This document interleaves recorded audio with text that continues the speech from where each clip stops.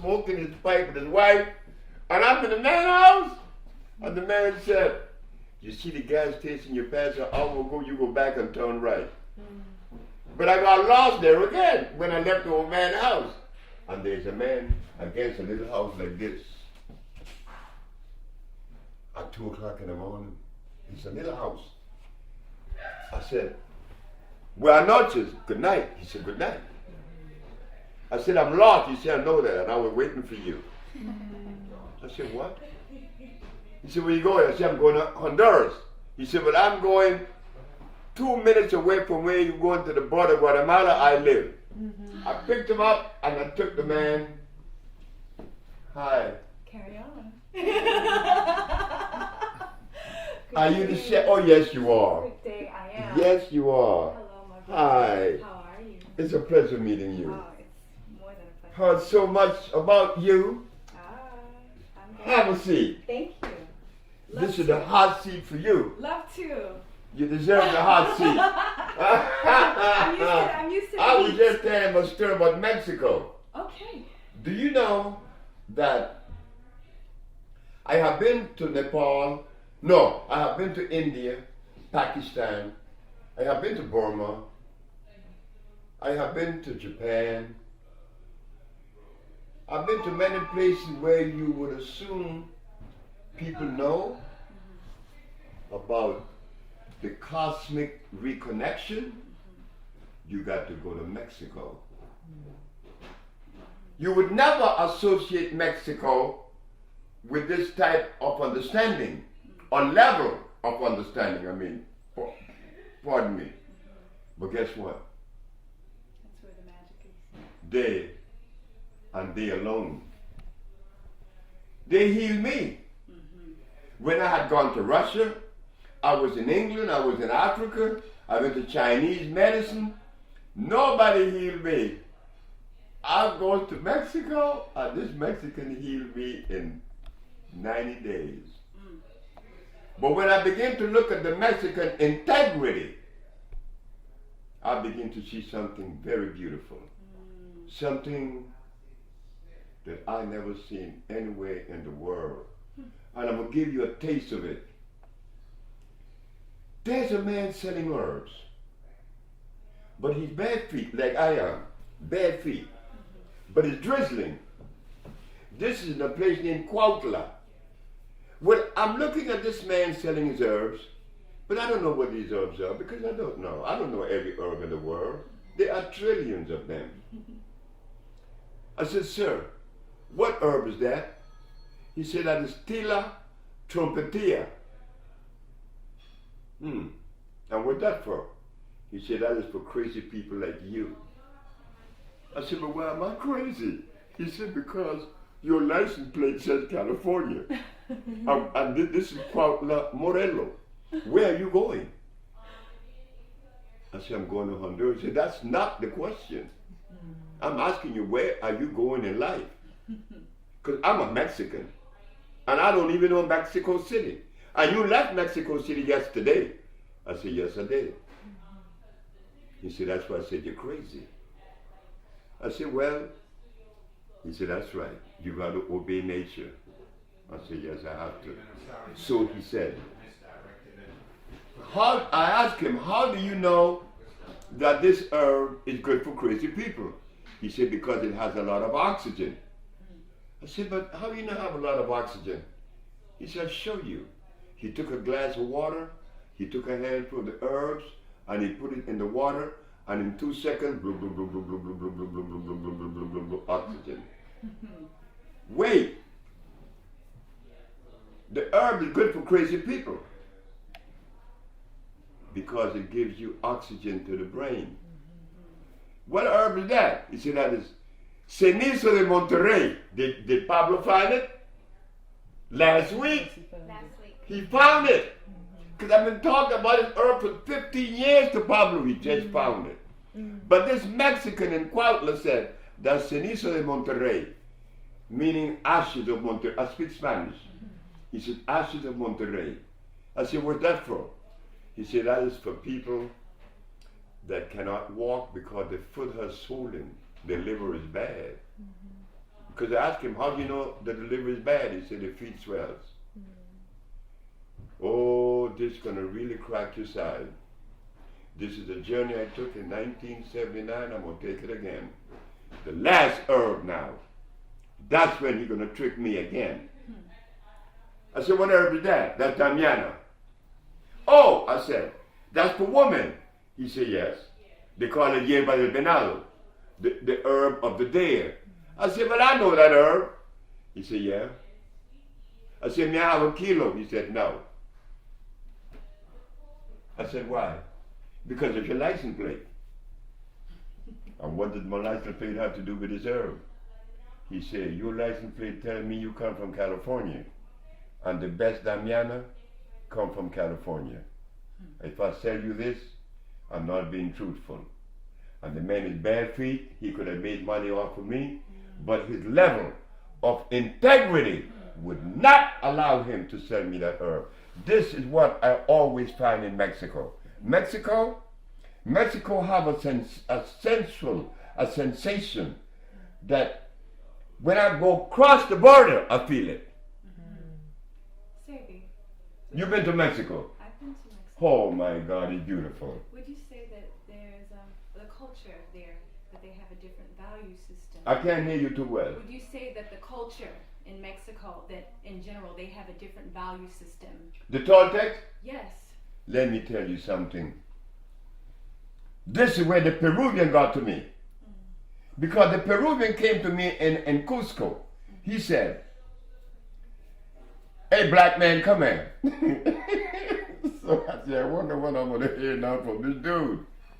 He said, do you know what you represent? I said, man, I may represent many things that I don't know about. He said, well, you're a member of the organic family. The organic family? I said, what is that? You don't know? I said, no. And you're black and you don't know this? I said, yes, I don't know. He said, well, we didn't have any toilets because we didn't need it. Because all we ate was alkali food, or even our fecal matter was clean, like the elephant. You put it back in the soil, it biodegrades. But when you have a toilet, you're going to pollute the planet. I said, oh my God, the organic family. Then, are you aware of Ubuntu? Sounds familiar. The blueprint for human prosperity, which started in Africa many thousands of years ago, and this white man just found it, Ubuntu. He said, oh my God. The banking system came and destroyed Ubuntu. So when you talk about the Toltecs and the Olmecs, or you talking about some ancient society that lived by the laws of life, it is from the Toltecs that I learned the usage of the teosinte. The teosinte is a plant that you're going to experience in Honduras next week. It's a plant that they use to make tamales instead of corn. Corn is a hybrid. Corn is extremely dangerous. The Toltec use teosinte. I love Mexico. Like the pyramids of Mexico in Teotihuacan, they are 4 times larger than the one in Egypt. But the Mexicans don't go around boasting that. Because they're very humble. They're very humble people. They are beautiful people. And we should really get closer to them. Me, because I speak Spanish, oh, they just jump all over me. And I love them. I love them. I love them. I get more love in Mexico. Oh my God, these Mexican people. Her daddy, when he first came to see me, she brought him. She dragged the nigga by force, came to see me. And he started making fun of me. Because Mexicans make fun of life. They don't live life in that serious place. No, everything is beautiful.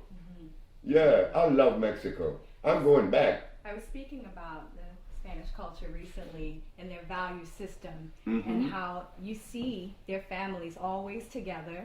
That's and right. You see them proud with their wives and their children, and they are not consumers on the level that we are consumers.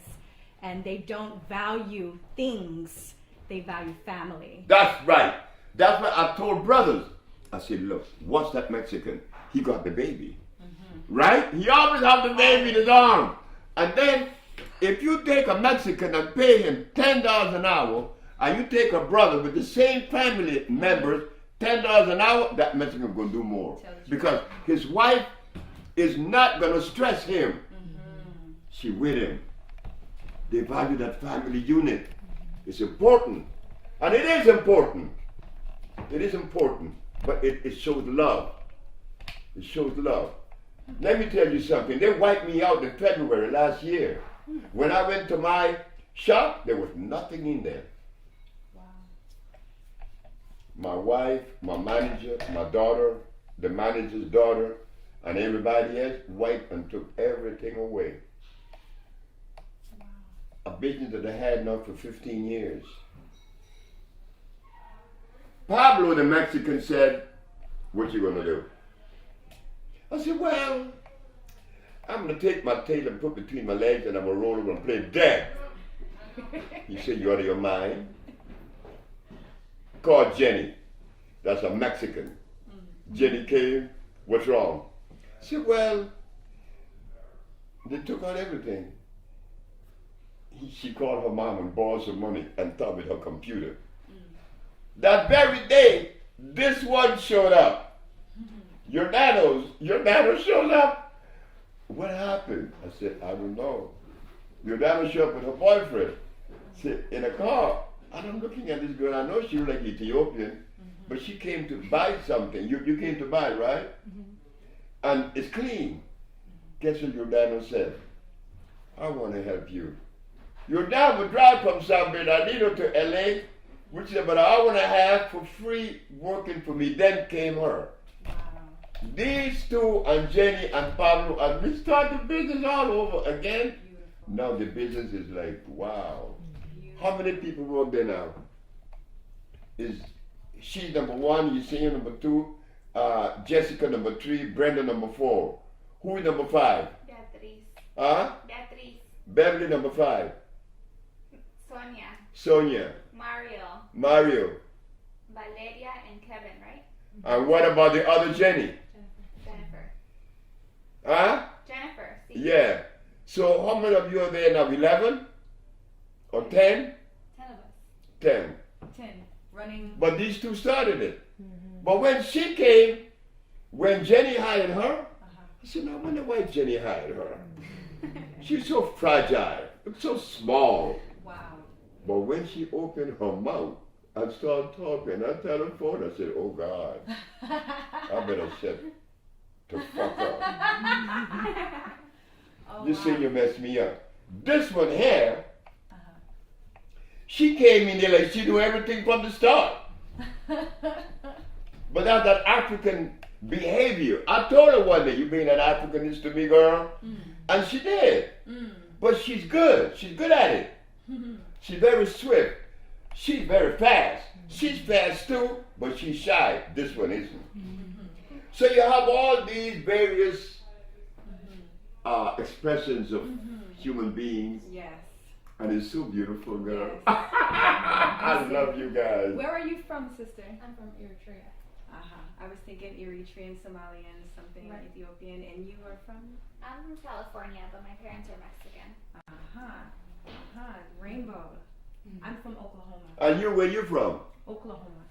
Oklahoma. Yes. My family is Choctaw. The first time I came in contact with a plant that I hated, this low-down plant, and boy, that plant come back on me one day. I have this hate-love relationship with certain plants, and this was one of them because I was growing with it. Burdock. You got a lot of burdock in Oklahoma, and it stick on you, right? A lot of burdock, a lot of wild berries, persimmon, wild persimmon. Oklahoma got everything. Yeah, I grew up with my grandmother also.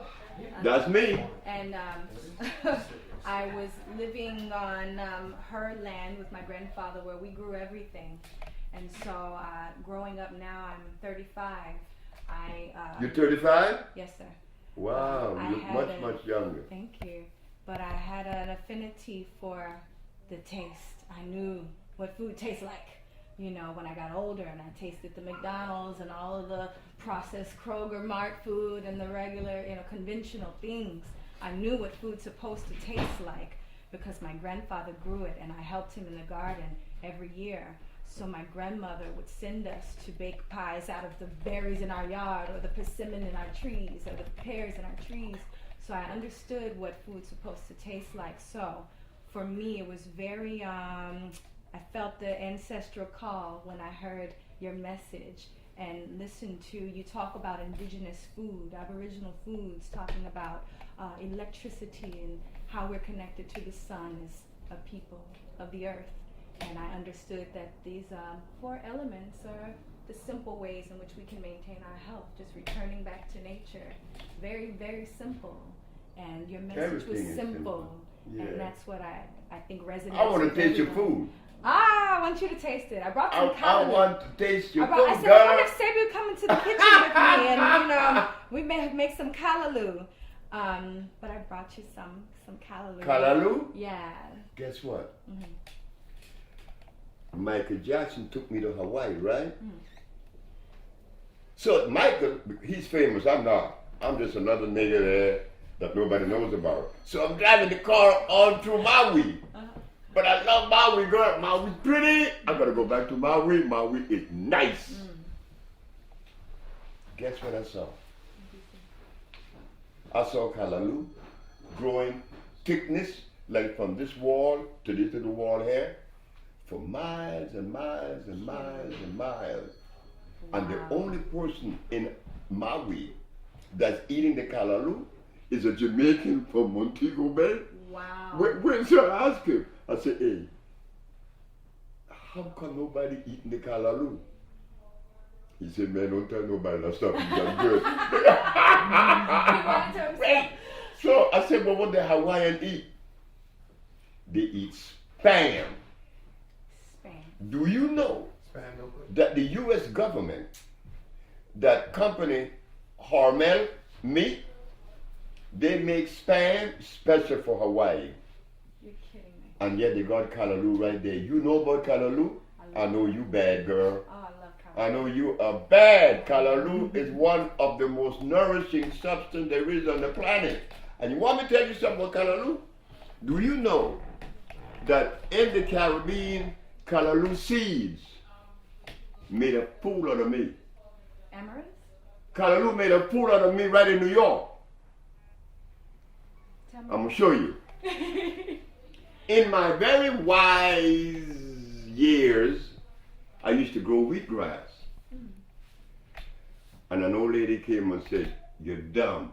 I said, oh God. Mrs. Holloman, why did you say I'm dumb? Because you're dumb. You using that wheatgrass, that's wheat. That's acid. I said, oh shit. I got rid of wheat, right? So when I'm in New York, I noticed that callaloo growing all over the place. It grows in New York and Philadelphia and New Jersey. It grows here.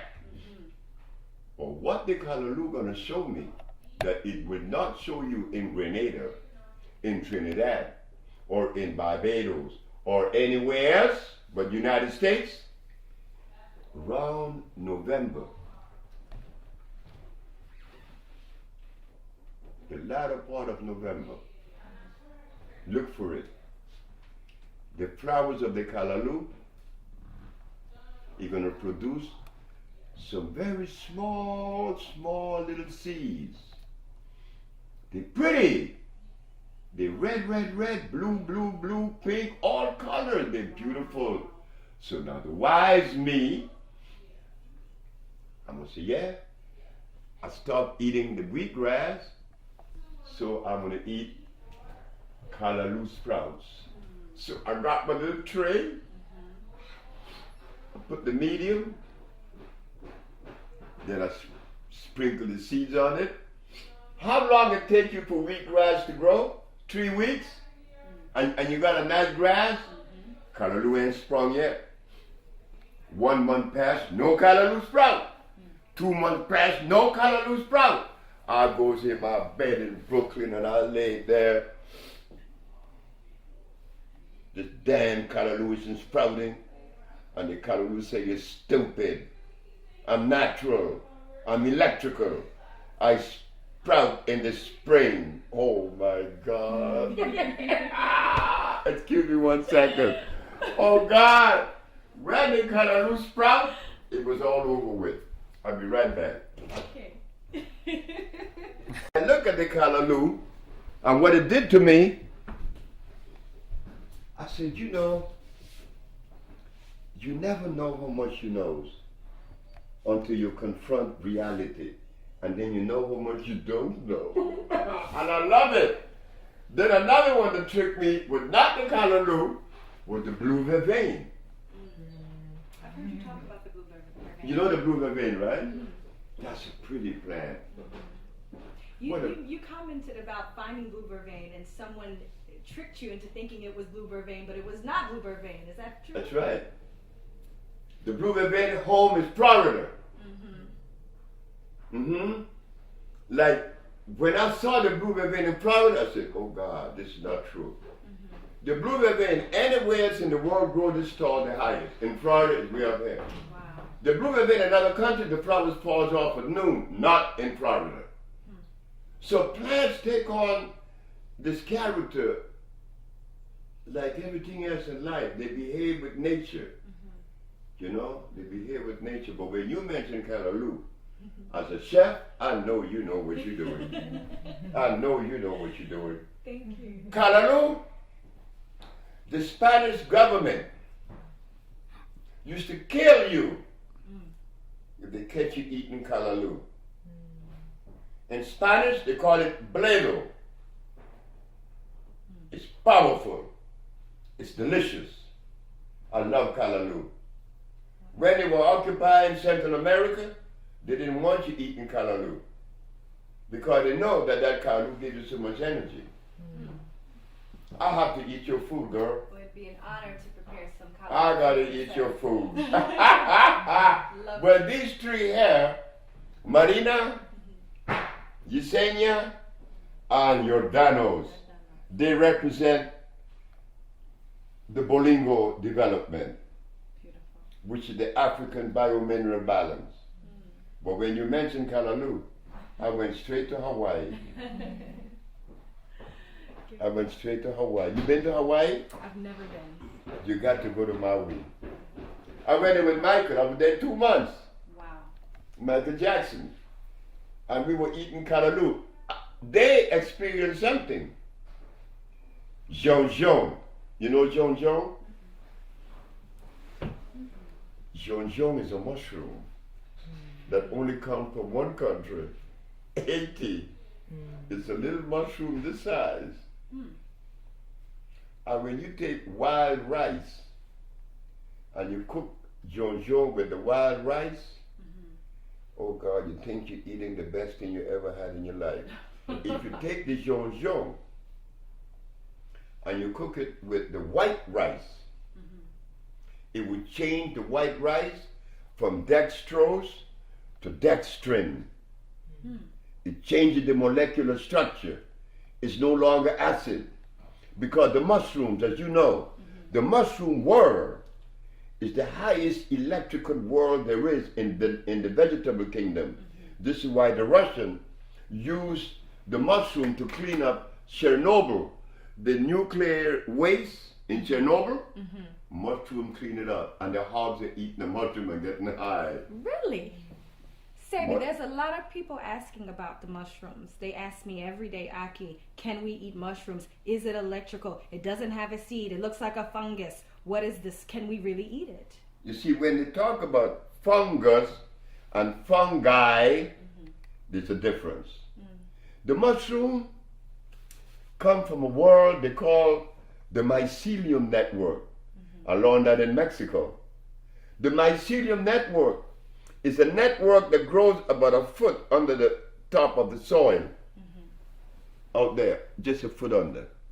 It grows like a web, spider web, and when the ozone level is right, they spring up. There is an ant in Brazil. He's a stupid ant. The ant knows the strength and the power of the mycelia. And he eat it anyway. But the mycelia are going to trick the ants.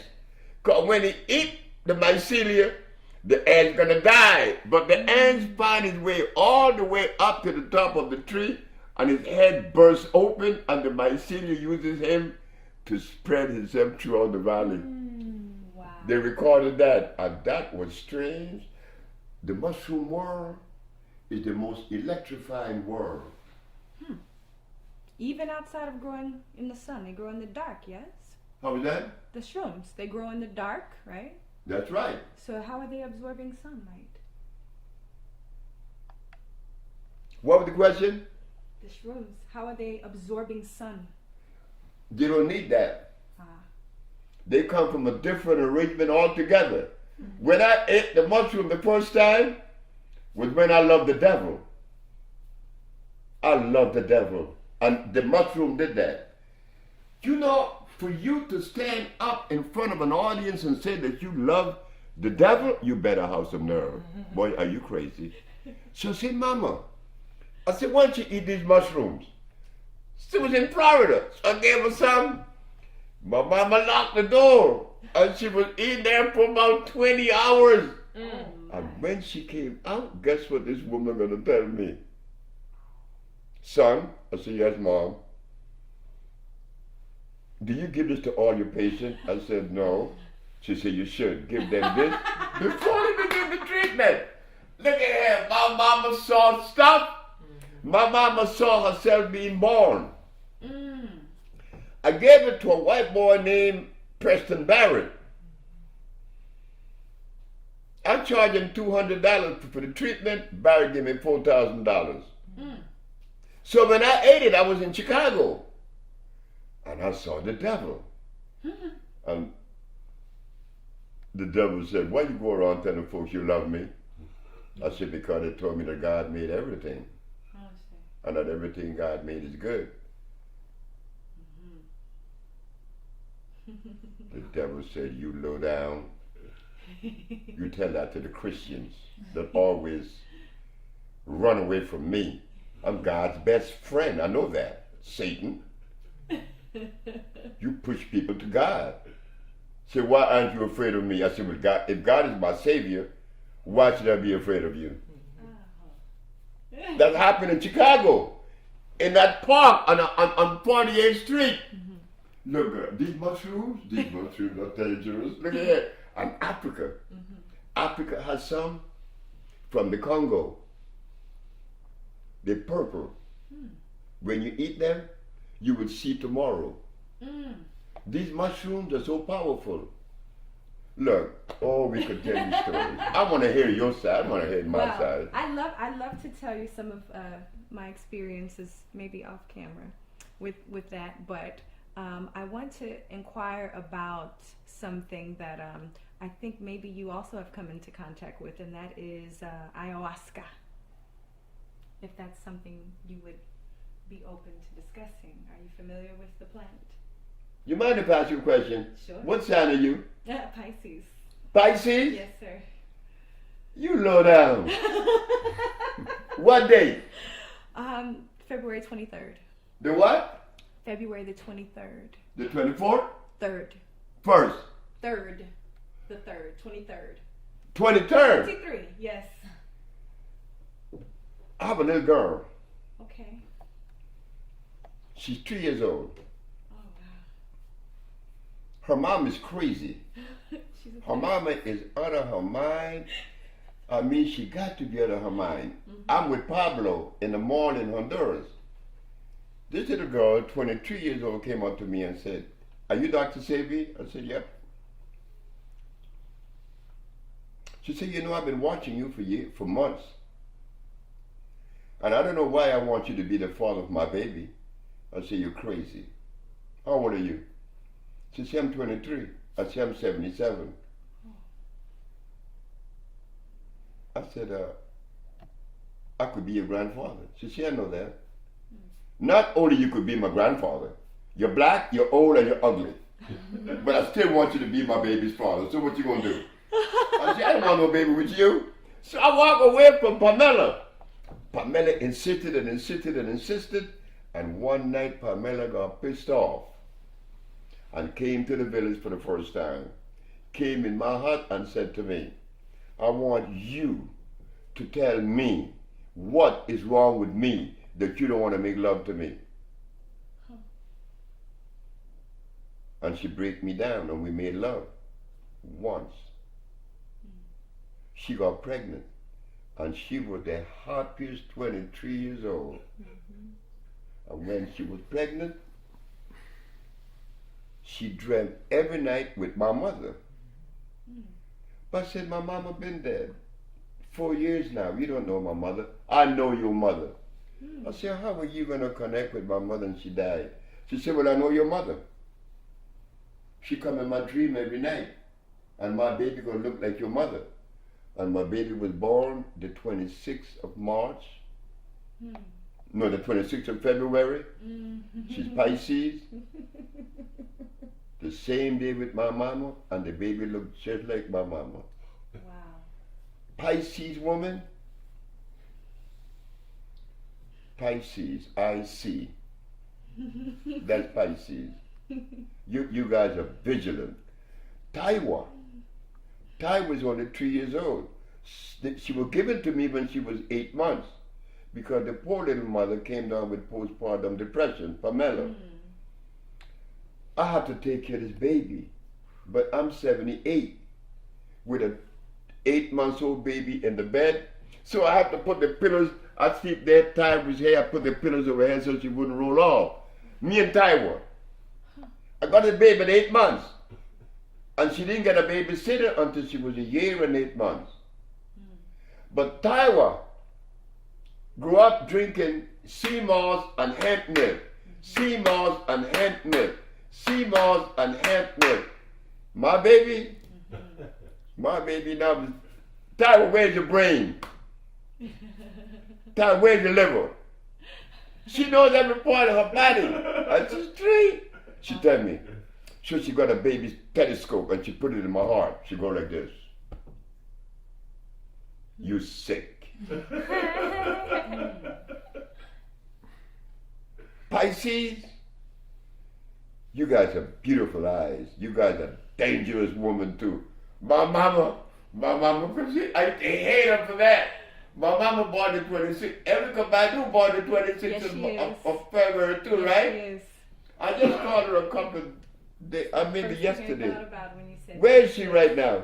I haven't spoken to her in probably 2 months. And she's been in Dallas, Texas in her home. But she tours so much. So I'm not sure. But you know, I got healing from your girl. From America? I'm going to talk about it tomorrow. Oh, okay. Lisa Lopez. Oh, okay. Okay. Lisa came to me for healing and wound up healing me. That's the power of you women. We were talking about that today, right? The power of the woman that the men never had, never will have, or don't even know about. But we men have a tendency to deny that, to negate that, to want to suppress that, to control that, when it wasn't about that. It wasn't about that ever. This Russian that's in the village now, that's taking his treatment, he said, you know, man, I grew up in a house that is gypsy, and all I remember is the voice of a woman. I never heard the voice of my father. He better not open his mouth. No, he better not. Wow. Not a gypsy. But the gypsy male enjoy life better than the Irish man because he knows that the woman is the boss. And he have no problem with it. He surrendered. That's you guys. I love you guys. Now, Chef Aki, we want your food, girl. Our time is coming. Our time is here, actually. Oh, I'm glad to meet you. As a You know, wait, let me tell you what's been happening. Orel and his wife and Mr. G, Dr. Sebi, Chef Aki's coming. Is she okay? She's coming. Oh. So wait, guess what they did? This one has said, Are you going to change your clothes? I said, no. That's what made for. And Chef Aki came there, she is. Did I have to change my clothes? No, sir. But she thought so. No, sir. No, I want you just. But you know what I like about it? That Orel, Mr. G, and all of them, and including myself, we were waiting for a very special person. And they thought that I was supposed to put my bow tie on and look presentable. No. And watch your mouth, Sebi, when she comes. Oh no. No. I know. I don't watch my mouth. I never watch. I'm known for not watching my mouth. That's me, loose cannon. Yeah. Mm-hmm. But I saw a flick of you that he showed me that you were, or you, where you fixing the soil. Oh. That is so What good. was I doing? You were working in the garden on your Instagram post. Oh, okay. At home. Yeah. Yeah. I hope one day you get opportunity to go to the village of Usha Oh, love to. in Honduras. Love to. Because we're developing organic electric agriculture. Mm-hmm. Let me go back to it a little bit, that you would see what we're doing. Mm-hmm. If you take a natural plant is electrical. It's electrical. Why? Because it has carbon, hydrogen, and oxygen as part of the structure of that plant.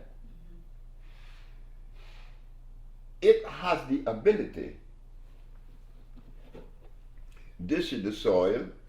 It sends the root all the way down in the ground. A natural plant. It takes all the natural minerals and convert it into a liquid. Only a natural plant could do that. A natural plant root convert the solid mineral into a liquid. What? Do you know that man hasn't made a laboratory to do that? Only a plant that is natural could do that. The process is called iontrophoresis. The ability to convert from a solid to a liquid. Okay. That's burdock. That's yellow dock. That's like the other one, which is the red clover. That's also the sarsaparilla. That's also the guaco, the contrivo, the hombre grande, the cancansa, the popa, the sia, the marula. All these plants are electrical. Why? Because they are native. Now, when you take a carrot plant, well, just put the carrot out of the way because we don't use that. But when we use like turnips or squashes or tomatoes, they send their root about this high, an inch only. And they do not have the ability to convert the solid to a liquid. And I struggled with that for years. Guess what I found out though? That the unnatural plant has the ability to absorb water or liquid, right? They absorb liquid. Tomato plant does. Cucumber does, right? When you put the water on it, it absorbs it. I said, oh yeah? So what I would do then is get the plants that are organic and electrical and deionize them by boiling them and pouring that electric liquid as a nourisher for the tomato, the cucumber, the okras, and you get a product that when you eat it, you say, oh God, I can't believe this. That has to be amazing. You have electrified a hybrid plant. And the product is sweet. The okras were large because, you know, I was influenced by Louisiana. I didn't eat okras in Honduras. I ate okra in Louisiana. Interesting. Because those niggas in Louisiana, they know how to cook stuff. They love okra. They cook stuff to kill you, but it tastes so good. God, I missed my poor boy sandwich. Very rich food. You know what I did? This nigga head's crazy. When I go to New Orleans, I buy 2 pounds of oyster mushroom. And I goes and I listen field by Jaegers. I say, hey, I want y'all to take these mushrooms and you prepare them that day you prepare the other oysters. These are mushrooms. And make me an oyster sandwich. Except it's not the animal, it's the mushroom. It's the mushroom. Oh, I know that was delicious. And I would buy my draft beer and go to City Park and sit down and pretend I'm in New Orleans in 1954 with my friends, or the Jean Jean, or here is Jean Jean. Here it is. Smell them, you see. Thank you. Smell them. Ooh. Yeah, girl. These, thank you, Aurel. I'm taking these to Honduras to cook. Look, these things. Oh my goodness. These are very good. These are like nourishing. You had them before, right? Jean Jean is powerful. Truffle almost. Like if you made an oil with it. Oh my. It's very strong. They're strong. Sheesh. I was with Michael Jackson when there's a woman in Orlando, Florida. They came in the room and she's talking English, but the English is kind of broken. But she's very light skinned. Looked like white. I said to her, where you from? She said, I'm from Morocco. Oh yeah? How many languages you speak? 5? She said, yes. Because everybody in Morocco speaks 5 languages. Everybody. Kids, 5 languages, no less. Wow. I said, where you from? She said, I'm from Haiti. I said, you know Jean Jean? She said, yeah. I said, could you cook me a pot of Jean Jean?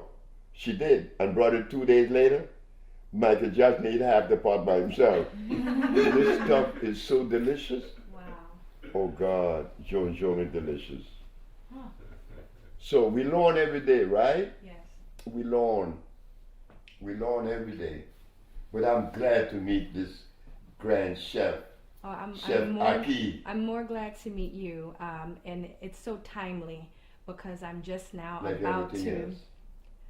Indeed, I'm launching my first book, and I was just writing the foreword in the book, and I gave honor to some of my honored ancestors who have passed, and some of my living elders now who have kind of been the cornerstone for my research and my work and my passion. And I said, I have to stop and give honor to Dr. Sebi before I can go any further in this work, because listening to him since 2002, I flew from Texas to Atlanta to come and see you, and since that time I was researching hybrid food, and I said I can't put this book out without giving honor to him. And in the past 3 weeks I've had pressure to put it out. And when I heard you were coming, I said, okay, this is why this hasn't happened yet, because I have to see my elder before I can release this book, and to let you know that your work has spearheaded a movement with young people all over, and that indigenous cultures all over the world, Native American women like myself, my Native family, my Cree family, my Seminole family that I'm very much in contact with, I'm teaching them about indigenous and aboriginal foods, and as well as a lot of the Hispanic brothers and sisters and the Eritrean brothers and sisters, the young people. We are getting the message, and we're teaching the young, and we're moving that message forward. So we honor you. And I was sitting in a circle last night of about 30 people, and I got dressed and I hurried up and came here. But I spent my night in a prayer and in a meditation. And in my prayer, I was singing some of my native songs, and my grandmother came to me and she said, you are not going to do an interview today. You're going to have a chit-chat with your elder, and just to honor him and to listen. You're so humble. Thank But this work is woman.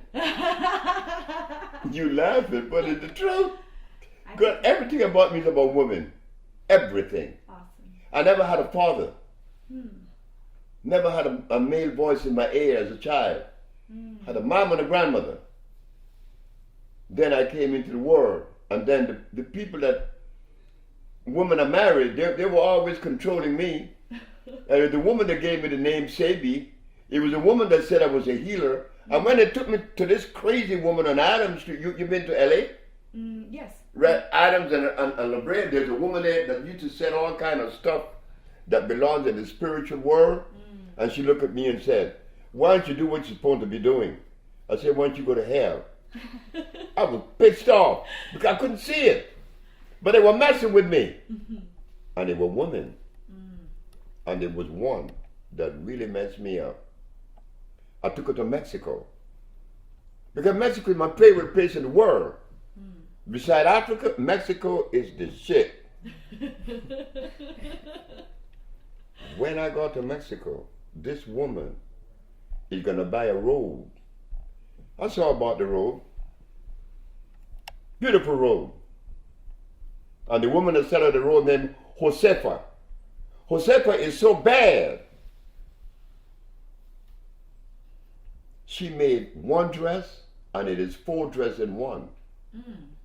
You put the dress on right side up, backwards, and frontward. You took inside out, backwards, and front. And it looked like 4 different dresses, one dress. This Mexican woman is so creative. She told Patricia. She sold Patricia the robe. Patricia, when I get to LA, Patricia, you a healer. And you're going to wear this robe in front of me as a healer. So you're full of shit. And I threw the herb in the corner, in a trunk. 1975. 1982. A Sagittarius male, like this nigga here, Mr. G, says, from Honduras, we have Dr. Sebi in Washington, 1982. The healer from Honduras. And when I came on stage, and I look at the audience, Patricia Yates, who said that I was a healer, was sitting right there. Wow. I want to cry. I want to go to the floor. She looking at me like, so she knew. See, your woman has an energy that responds spontaneously in the moment without being preconceived. And you guys don't even know you have it until you have to face a situation where you have to act. And then it comes out. You guys are cosmically in tune, not we. We are to a certain degree, but you guys are the one. That's why when I heard the thing about the lion and the king of the jungle, yeah, he may be, but his mama taught him everything he knows. Who is she? In the elephant kingdom, the largest animal in the world, when that male gets to a certain age, they kick him out the pack. Because this is a woman thing here. And they kick him out, and he better leave. And he be bitching, but they kick him out anyway. When I was growing up, there's one person, if you ever come to Honduras, you'll meet him. You know him, Marstel. He's the only one alive that I grew up with. I'm 82, he's 80, he's 81. Miss Gambo, Miss Marin, Miss Wright, Miss Phillip, that's my grandmother, Miss Roulette, Miss Patterson, Miss B.B. Simmons. These are the women that control the society. So I grew up in a matriarch society. You understand? And it was beautiful. But the men of the day, they allowed the woman that privilege, that particular energy or that position. The men didn't have any problems. And Mr. Miller, he was the ugliest man, they say, and he married the prettiest woman there were in the city. Mr. Miller didn't care about no ugly or pretty or good looking. He didn't play that. He was a sharp man. I love him. So I grew up in a matriarch society. So it was easy for me to see the strength of the woman. So you tell me that you were chef, Oh, I would love for the village to have your food. I'd love to. That's right. How long are you here? Well, I'm leaving on Tuesday for Honduras with Marina. Okay, that's plenty of time. Yeah, I'm going to Honduras. We're going to the village because we be developing the organic electric food. Okay. Yeah. I have some clients who I cook for who are on your program currently. And I have a bunch of followers who are dying to hear from you today. And they've sent me a couple questions. Do you mind if I ask you their questions? Oh, you could ask me any question. Okay. Well. Draw the chair closer. Okay. Let me help you. Thank you. Okay, good. Thank you. All right. Let's see. So one of the first questions that comes from a brother named Lazan. His name is Lazan. Yeah. Okay, Lazan, I believe he's from Alabama, and he wants to know, he is pre-diabetic. Brother's about 6 foot, 200 pounds, and he's had a life of maybe 36 years of eating really horrible food, and he is now taking maybe 40 pills a day from Cell Food company, your company. And he wants to know, is there a way that he can take all that liquid and put it into his water and drink it that way, because he's overwhelmed by all of the pills and all of the liquids every day, the AM, the PM, all of the pills. He's diabetic? He's pre-diabetic. Huh? He's pre-diabetic. Pre-diabetic. Not exactly yet. Almost. But he doesn't have to do much, because we have had people to come with diabetes up to 600. 4 days, no more diabetic. Oh, wow. No more diabetes. Okay. He's pre-diabetic, meaning he could change his diet. Okay. Liquid, yes, he could do what he said, Okay. providing it's all natural. Okay. Okay. So if he's taking, say, some of the electrical elixir, the liquid compounds that you provide, he wants to know if he can, instead of taking 1 teaspoon of 10 different liquids, he wants to know if he can put it in his water and drink the jug of water that way. He could do that. He could do that. Yes, okay. he could do He was that. afraid of mixing the compounds. Yeah, he could do that. Okay. That was his question. Second question. Got a sister who is also on your program and wants to know, is it better for her to do completely raw, non-hybrid food diet, or cook vegan foods is just as well for her? Raw foods and cooked foods. There's a little boy in Washington, D.C.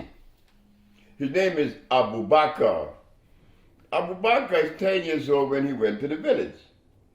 I designed a glass house in which I live now. Mm-hmm. I think you know the house, right, Marina? Yes, sir. Okay. I designed a glass house. The little boy went there with a little sister named Amina. Mm-hmm. She's autistic. Mm.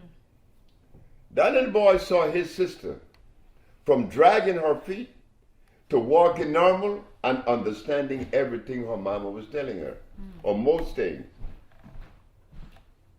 He looked at me and said,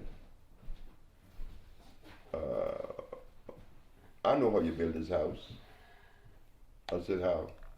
You drew 3 circles and you joined them together. And that's what I did, but nobody see that.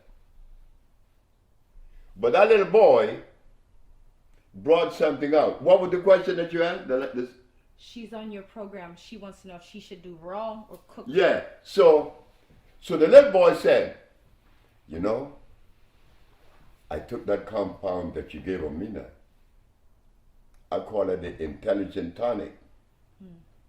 And his mama showed me the grades. Didn't show me the grade, but he brought grades home that was A's. Mm-hmm. She lived in D.C. She was there with him. What I saw was this, that this little boy is seeing the benefit of all of this, but everything that I gave them was cooked. She went, wait just a minute now. It is said that if you eat something raw, it will be better than cooked, because when you cook it, it loses its energy. Not so. Never that. If you take something raw, like Brother Aris, Brother Aris use the sun-dried food, sun-fried food. But he got turnips, he got carrots, beets. But these things are hybrid.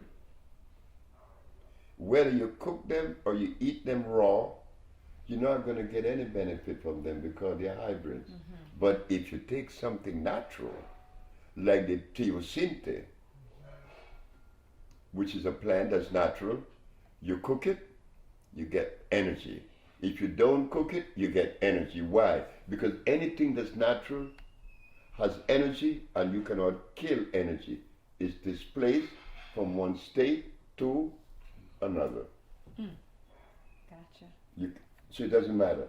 You could take something natural, a natural root, and you could eat it raw and you get the energy. You could boil it, you get the energy. You could burn it to an ash and grind the powder and you put it in water and you still get energy.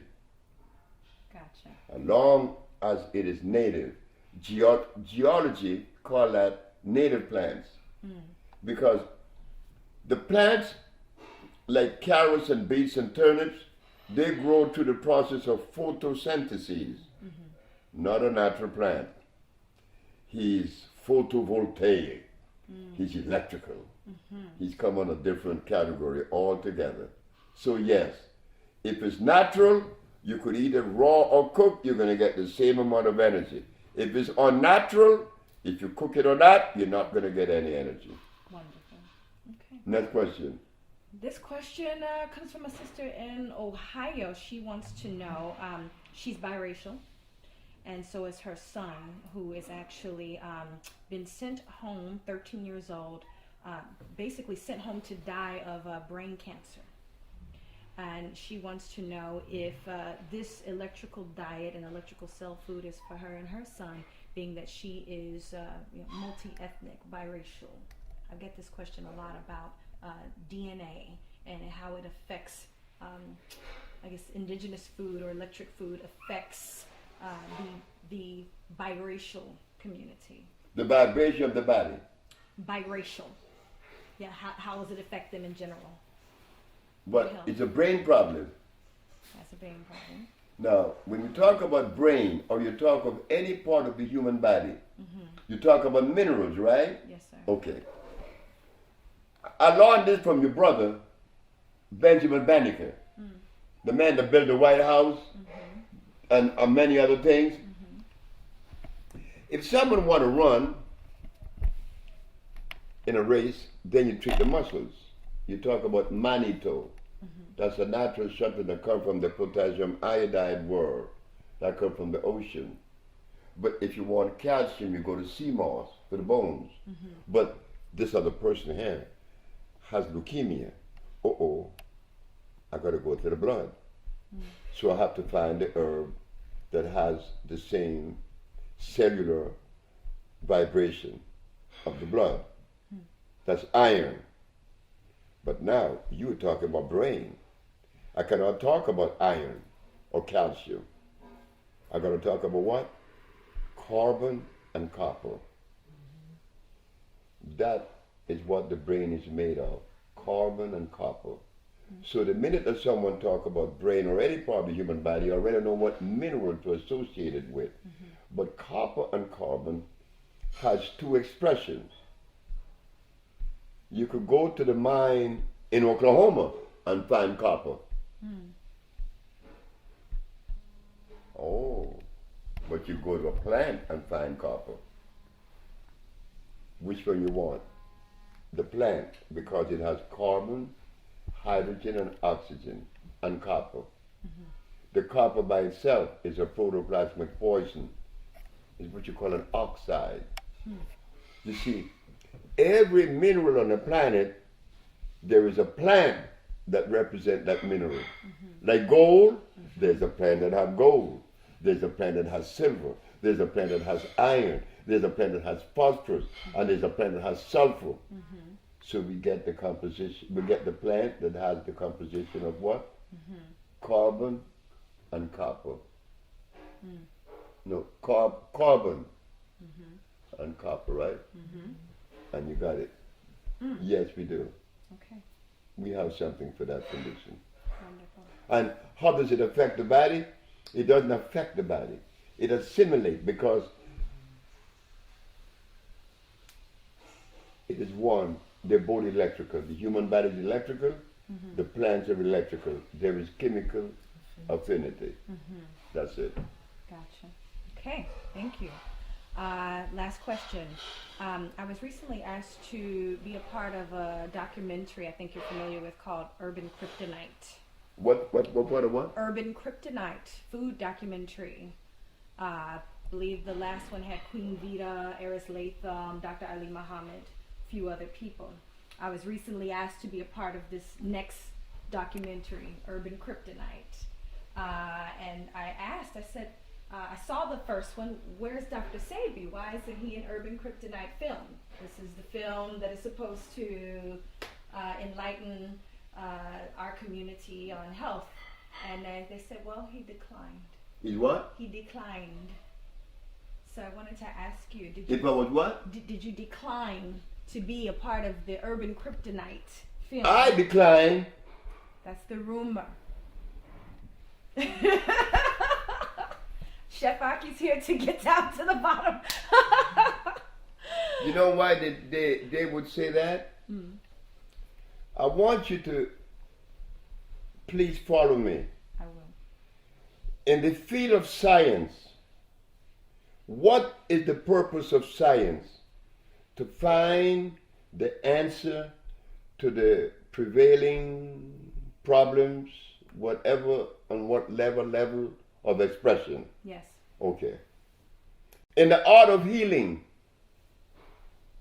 I respect the doctors and the allopathic over the alternative doctors. Why? Because the allopathic doctor, if you are in Russia and you are a member of the American Medical Association or the Medical Association, and you discover something that raises the standards and cure the disease that in which you are pursuing, what is the duty of all the other doctors if this one found it? To come up to his level. Yes. To share with him. That everybody would afford the same thing over the board. That everybody would be receiving the research of science. Okay. What one doctor would give you in China, the same thing would be given to you in America, in Russia, or anywhere you go. Right? But with the alternative medicine, each one, you got the Ayurvedic, you got the yin yang, you got the macrobiotic, you got the Paleo and etc. Dr. Sebi came last. He proved to the world and the Supreme Court that we cure AIDS, we cure sickle cell, we cure blind, we cure diabetes, we cured everything that we have that were brought to us. When I did that in 1988, what was the duty of the rest of the healers who were offering a substandard approach or method? Acknowledge and support. They were supposed to come to me, right? That's right. But did they come? I don't know. No, they didn't. And they couldn't come. And I see why. And my mama told me that. She said, don't expect that. I said, why, Mom? Because they've been practicing for 20 plus or 30, 40 years, and they're going to come to you admitting that they were wrong? Are you out of your mind? I said, oh, shit. So they say that I declined. The kryptonite said that. Only because I know for certain that my platform, the African Biomineral Balance, eclipsed the American Medical Association, the FDA, and the judicial system. They are not offering what the African Biomineral Balance is offering. They're not. So if they had invited me, there would be no kryptonite. They would have to bend to the standard that has been set. I didn't set the standards. I didn't raise the bar. Nature did that. You did that, the black woman, not me. Everything I'm doing is only an expression of the black woman. And they never would understand that because the healers in America, 10% are men. But the people that I learned from, they were all women, except for the man that healed me. So they would say, in protection of themselves, he declined. Why would I decline if I have something to share that is so valuable? They are not sharing anything that really showed that they healed people of the diseases that we have cured. We set the standards. We raised the bar. So it meant then, if they, the healer, had come to Dr. Sebi, Dr. Sebi would be compelled and obligated to share with them the latest research, and we got it. But it didn't come. But I'm glad it didn't. Why? Because I'm going to give it to who it belongs to. Indeed. It belongs to you, the woman. I'm glad that it didn't come. But I didn't decline that. No. Thank you. But that was okay. Because, A, they look at me and they criticize me. Dr. Ali said some very ugly things about me. And that was okay, because he had that right. He's part of a group that I remember 50 years ago that indulges in literature. Healing is not about literature. Healing is not about science. It's about a reconnection to the vibration of life. And they have not visited that particular place because they're still offering golden seal, aloe vera. They're offering soybeans. They're offering echinacea. They're offering garlic. And these things are deadly.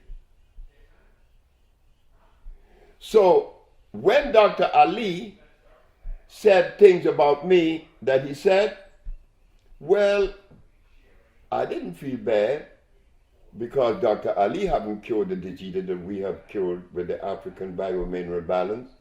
So why should you give him any energy? He's talking. We're not about talking. It's not about talking anymore. It's not about condemning. It's not about finding faults in anyone. I had to stick my neck out in their favor, but they thought that I was doing the wrong thing. When I placed the ad in the papers in New York, AIDS has been cured by the Usha Research Institute, and we specialize in cures for diabetes, sickle cell, lupus, herpes, blindness, paralysis, impotence, cancer, and others. We meant that. When I went to the healers such as Dr. Ali and Dr. Dick Gregory and Dr. Kanya and Dr. Phil Valentine, when all of them knew about this, they didn't support me. They ran away. Why? Because the Attorney General, Mr. Robert Abraham, said, I got the biggest mouth in New York in jail. And when I'm through with him, I'm going to put him under the jail. I heard the Attorney General said that Wednesday. On the Thursday, I'm supposed to take 9 patients to the Supreme Court, proving that I cured these diseases. I took 77. Wow. When the Attorney General heard and saw that by his spies, that Thursday afternoon, he sent his man to tell me, tell Dr. Sebi that if he stopped doing what he's doing, that I would drop all the charges. But then he's saying that after there was overwhelming proof that I did it, I wasn't going to back up. I'm not into this thing because I am a healer. I am not a healer. I never tell the world that I was a healer. Never have I ever said that. I always let you know I am the messenger that come with the message of healing to be delivered to the owners of it. And that is the one that you know as a nurturer. Could a male be a nurturer? No, that's a female thing. So I am the conduit, not the healer. Because if I was so much of a healer as they think, and they have ostracized me, Lisa Lopez wound up healing me. So they, the healers, were happy when I was arrested. They all left New York. And when I won, the Attorney General said, this one won, but there would never be another. Now, these healers that exist today in America, and I am not going to hold it back, it is the truth. Which one of them have healed the disease that we have healed? None of them. So why aren't they sharing that research? Because they are ashamed. They are embarrassed to know that they have been healing or presenting themselves as a healer for many years, and they have not healed those things. But the healing that I come with, again, came from women. I'm not ashamed to say the truth. I'm not the healer. I'm something else. I want to be a musician. And the nigga want to be a musician. But nature said, shut up. You're going to bring this message. So now I'm delivering the message to you sisters. Right now, we got Sister Marina, we got Yesenia, and we got the great Jordanos. And there will be some more that we're going to select to be part of this healing journey. I'm not a healer. I'm the messenger. So, Dr. Ali, poor fella, he got to keep on talking. And he will keep on talking. And I've been around for 47 years doing this. And all the people that I remember were talking, they're still talking. And they will continue to talk. I don't like to talk. I like to do things. Right now, we are on the Bolingo development, the $200 million project. Health centers throughout the United States, Caribbean, and in Africa. We can develop a cereal out of the natural banana. They call it the chata ceniza, which has no starch. We can develop a coffee that has no caffeine, that's good for your kidneys. We can develop a whole bunch of other things.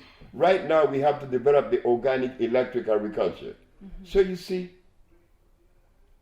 they who were saying that I declined, they have to protect themselves. They didn't ask me. They are not telling the truth. They're not exhibiting the level of integrity that they should. You don't do that. You don't do that. I would never say anything about anybody in America, and I have never said anything about anyone in America that would demean them, because it isn't necessary. We got some work to do. Indeed. Thank you, sir. And it's beautiful. But I'm glad I met you. Do you know Lauren Van Der Poel? Yes. Good friend. You know Lauren? Yes. She's another one of you. Yes. Yeah. Yeah, definitely. Yeah, beautiful. She's beautiful. Beautiful. She could cook. Oh, yeah. She made a soup one day. Oh, God, what a soup. I want to try your food, though. Oh, I can't wait. Will you be able to go to the village one day? I would love to go. Well, you're welcome. Years. You're welcome. Thank you. Love Because Marina's going on Tuesday with me, and I promise that these sisters that work in the office in LA, starting June, each one would take a week off and go to the village. Each one, that they would experience the village. They have to. Wonderful. Yeah. Wonderful. Oh, it's so beautiful meeting you. Oh, it's beautiful meeting you. Oh, yes. So when are we going to try your food, Chef Aki? I'm thinking I need to come and make sure I feed everyone before I leave, or before you leave.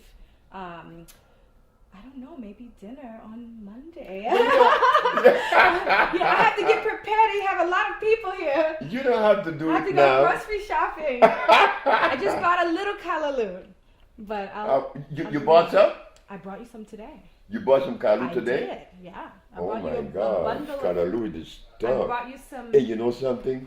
Orel came in here. You know, it's something about you women and us brothers. A brother that become in tune with sisters, he's very careful and he's very protective. I had my dope there smoking my weed. Guess what Orel did? Orel wife see my shoes? The shoes was over there. She moved them over there so you wouldn't see them. I love this. I'm relaxed, Sebi. I know you are. Very relaxed. I know you are. Oh, You're yeah. a beautiful lady. And then being a Thank you. Pisces. Yes.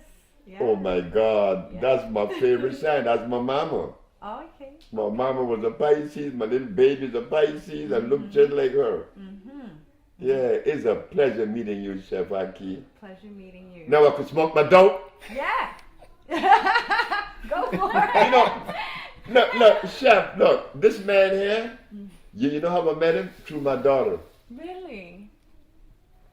Okay. My daughter is 20 years of age. Okay. She came up to my room. She said, Dad, you have to meet Mr. G. I said, who in the hell is Mr. G? Oh, you got to meet him. I said, why do I have to meet him? You got to meet him. This is what he did. And when I saw what Mr. G did, I said, oh God, Mr. G came. I said, you a bad motherfucker. That's what I told him. Didn't I? Yes, sir. But guess what? Everybody in Honduras that know Mr. G love him. Oh, wow. They love him. They love him because he's beautiful. And we're working together. We have the healing part of the Bolingo development of women. I don't want any male in that, including me. I'm getting out because I just came with the message. Wow. We're going to develop the housing, building, the agriculture, the processing of the food. They're going to handle the healing. Wow. Simple as that. Wonderful. That's it. Wow. And we're moving on, girl. I got to go to Ecuador now. Okay. There's a man came from Ecuador that interviewed me, Johnny Guzman. I speak Spanish fluently. So I'm going to Colombia, Ecuador, and Peru. Then I have to go to Africa because the president of Tanzania was with me, Kikwete, and he wanted me in Tanzania, and I need to go there. But I also was in Guinea, where it is mysterious. Chef, this is powerful. This is powerful. There's a thermal water in Fulamori, Guinea, that has minerals that were never recorded by the geologists. Oh, wow. And when I drink the stuff, I could tell you stories. So we're going to Guinea, Africa, and we're going to develop one of the most beautiful health centers they ever seen. We got the thermal waters also in Honduras, where people, when they drink it, oh my God. The man came from Russia. He said, could I live here? I said, no, you're not. You're going to get all the hand rotting off. And he cried. He said, I don't want to leave. I said, you're going to leave. I don't want to leave the village either because the village is so nice and pretty. Marina was there. He was there. It's a pretty little village. I want to build something that represents you. It has to be clean. It has to be pretty. I like pretty things. My grandma used to tell me that. You like to make things pretty, huh? I said, yep. I do. Because that's me. I'm a Sag. You know? I'm a Sag, and we Sages are, they say we're romantic, we're passionate, and I suppose I'm all that. Mischievous. But you know something? I'm that same little goddamn boy I remember when I was 14. The nigga ain't changed. The nigga ain't changed a damn. Look here, girl. I'm the same little boy I always been. How am I going to change? Captain Fred used to tell me on the ship, I was a merchant seaman. And I was an engineer on the ship. The captain used to get pissed off with me because he could not understand my behavior. But one day, a white boy called me a nigger. Bert. Everybody went to the captain and told the captain that Bert was a thief. I went and told the captain, Bert is not a thief. Just a cotton picking minute. I heard it said that Bert called you a nigger. I said, he did 1,000 times. Why don't you call me a nigger, captain? And see how that's going to reverberate or how it's going to resonate with me. The captain looked at me and said, you don't care, don't you? I said, I don't care about anything. I just live.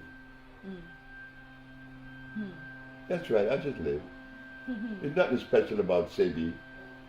There's nothing. What the hell is special about the nigger? Just another nigger. But he was given a mandate to carry out, and I'm doing that now. And I'm glad that I met these women, but there's another one named Ashana that you're going to meet.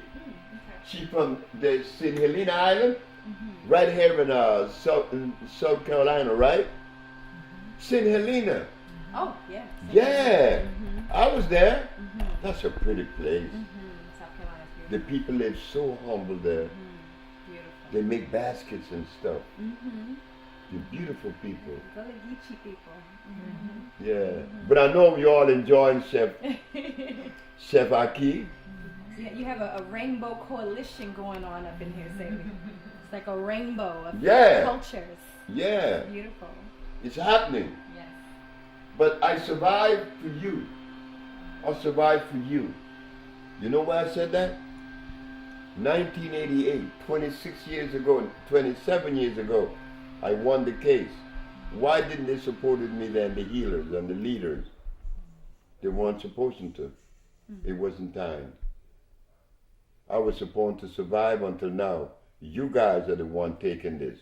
The young American adults, whether black or white, whether Chinese or Caribbean or European, you all are resonating on the same level. Oh yes. The only teenager that isn't resonating on that level are Arabs. But Mexicans, or all Latin America, and America, and China, and America, they all are resonating on that beautiful vibration. Change. So you all are supporting it. My age, they all are dead. And though they aren't dead, they don't want to hear what I have to say because it's kind of difficult for them. And I don't blame them. I don't know how I was able to maintain a certain level of whatever it is. But I laugh every day when I wake up because I'm the little boy that never been to school. I never go to kindergarten, I didn't go to grade school, I didn't go to any school. I just grew up. Interesting. Sebi, would you say that your diet, the way that you eat, has had more to do with compassion or more about just simple health? Exactly what you said. Compassion. Interesting. I had a beautiful grandmother and mother. Oh, they did for me what... I never got a birthday present. And I used to wonder, buy me a birthday present. Everybody get one. My grandma said, you out of your mind. Did you come out of your mama's pussy or she came out of you? I said, damn. So who should give the present to who? I didn't get the duck. Wow. But I understood the message and assimilated the message. And now here, you Black America, you made me. Because when I came to America, I came off of literally a banana boat. From where? A banana country. A banana republic named Honduras. A pair of white tennis shoes. And when this girl saw me, she said, why don't you buy some shoes? Name is Barbara. The first time I was ever kissed. I could even name the address. 4504 Frenchman Avenue, New Orleans, Louisiana. Girl, the boy had with a pair of tennis shoes, $5 in his pocket. I've never been in America for 62 years. And look at me. a messenger. Look what it turned out to be. But I like it. But I didn't expect to be the candidate, though, Chef Aki. I didn't. Because I didn't have what you all said are the necessary requirement, education. Yes. Well, I must have been educated the natural way. And that's what happened. No big thing. I see. And once I'm through with these sisters, they're going to see it too. They're seeing it now. You know it. You all knows that because it's coded in your DNA. You are part of the organic family. You know it automatically. Like she's a natural cook. When I mentioned Lauren Vanderpool, you know, she cooked for Barack. Yes. That's why Barack knows about me. Barack knows about me just as good as you guys. Because when he went to LA, he sent 10 of his aides to the shop and they bought over $10,000 worth of product. But Barack had to be slick. Congress would never allow voodoo medicine to come in. So hold on, Dr. That's Sebi. what they call it. Hold on. Are you telling me that Barack Obama has electric cell food? Has what? Your cell food in his... No, stop. In the When White House. Carmen is my favorite, is one of our clients, and him and Barack is like this, Oh my goodness. and 10 of his aides came to me in LA. Uh-huh. You know Barack had it. Wow. Wow. You know he had it. Amazing. But I was telling Marina, you know, of all the things that we have to offer, and I'm happy to see that the people being cured. What's the name of that? They were showing me something one day recently, the little boy in England that had the things on his face. I don't recall. Come on now, they send it. His mom's name is Ruby. She sent us an email with pictures of a little boy who's been suffering from eczema. And so his eczema was pretty severe, and possibly within a month and a half, he was completely cured from the eczema. So like just the rashes that were on his face and throughout his whole body. He was going to be starting school pretty soon, so she took some products and changed his diet. Wow. And he was completely healed from the eczema. Wow. Wonderful. A lot of people suffering from eczema. A lot of people suffering, especially it seems African American. I get a lot of people to the point to where they can't see out of their eyes. Their eczema is covering their eyes. A lot of people suffering. This is a blood issue, yes. Eczema. What was the last thing? Eczema, it's a blood issue. Yes. Yeah, well, eczema is nerve and blood. Mainly nerve. It triggers it off. The nervous system is acid. One of my best friend named Bob Watkins, he's a reverend. He used to have bad eczema problem. Yeah. But many of the kids that children came to us with that. And it's a nerve, blood, yes. It's acid situation. There's only one disease. There's never been two. An acid condition caused by mucus. That's it. And the white boy that called me a nigger, do you know that I love Bert? I love this lowdown. Wait, but Bert gonna win. That's 1963, because I remember things like I remember yesterday, okay? We're gonna ship, right? 1963. Nigger. I said, Bert, say nigger again. Nigger. I said, say it again. And he wouldn't. I said, you're not gonna say it, Bert. I'm gonna say it, nigger. Doesn't sound good. It gotta come from a white boy. Say it, Bert. Bert, you're gonna say it. Bert wouldn't say it. So what happened when I saw Bert? That was 1963. 1989, 26 years later, I go there with Annette. You all know Annette. Annette. I went to New Orleans to see my friend that I used to be a merchant seaman with, because I love them. I love them now. You know, I love my friends. I love all of them. So I went to look for them. And many of them were still sailing and some left, but they retired and they were still going in to play cards. When I left the Union Hall to go to the car, A very dirty, dirty white boy was walking towards me, and I stepped out of his way. And when I made 2 steps, I heard, "Bowman, this is Bert." I turned around. "You were my only friend. It's been 26 years, 10 weeks, 8 days. I said, "Oh my God, Bert. I love you, man. You were my only friend. And I know one day you're going to come and heal me." How did he know that? I wasn't a healer when I was a merchant seaman. I wound up healing that white boy, and he went back to Mississippi. Look what he did. Calling me a nigger. And I was supposed to get angry. Like God made niggers. Cut it out. And black folk get angry when white boys call him niggers. "You call me a nigger?" You must be one you're responding. Sebi, do you remember when the movie The Secret Life of Plants came out? The what? Secret Life of Plants? I remember that. Do you remember? Was it a big What you deal? mean? That was in L.A. Were you excited for this film? No, because it didn't come out with the truth. Tell me what you think about that film. I didn't think anything about it.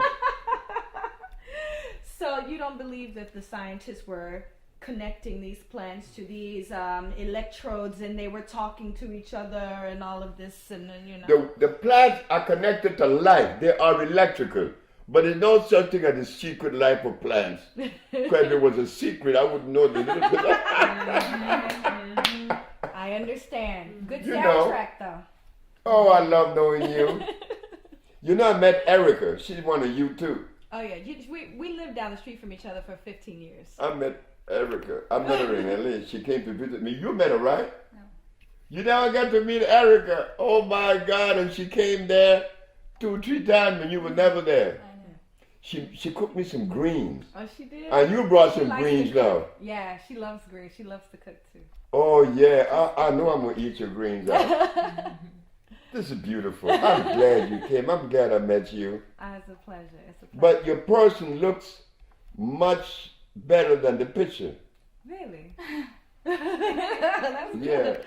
She looks smaller and more something. Maybe the picture Interesting. didn't do you justice. Oh, well, thank you. Thank you. Yeah. Thank you very much. Well, I'm glad to meet Chef Aki. Well, I'll tell you. Because you are It's a pleasure. my man here, Mr. J. Oh, look. She's special. I said, I know she's special. She's a black woman. Oh, this is beautiful today. Where my dough? This is all of the revelations that were coming to me before coming here, and one of the things that stood out to me in ceremony and song was that shaman said, "We take time to sing for the salmon people, because there are people up north now fighting for our relatives in the oceans all over the world. The people, our family, our relatives in the oceans are being murdered day after day after day, and they're begging for our compassion so that they can live with their families too. And that we are not looking at animals and plants as our relatives. You know, we're not honoring their spirit.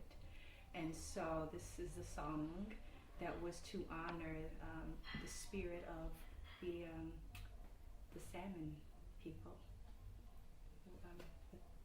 the water beings. So it went like this.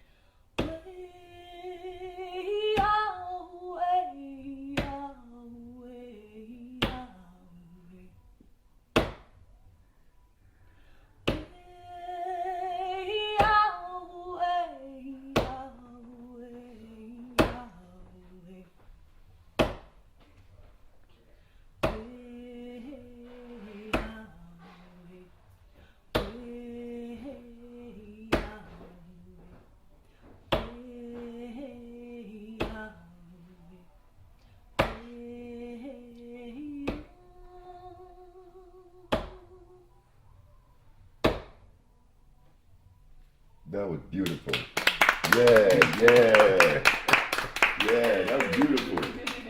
You know, I have a music that comes from the Navajo that sounds just like that. It was always connecting you to the vibration of life itself, and that's what you were doing. That's beautiful. Thank you. Thank you. Oh, this is beautiful. All my relations to yours. Oh, this is beautiful. Oh, yeah. So when you think you'll be able to go to Honduras, because Honduras. Okay. Yeah. Anytime. hey, I have no children. I have no mates. I'll go. well, we going on Tuesday, right, Marina?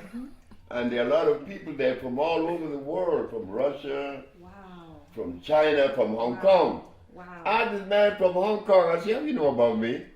Say, the internet. Hey, this is Chef Aki, and you are tuned in now to my family, Dr. Sebi's Organic Family.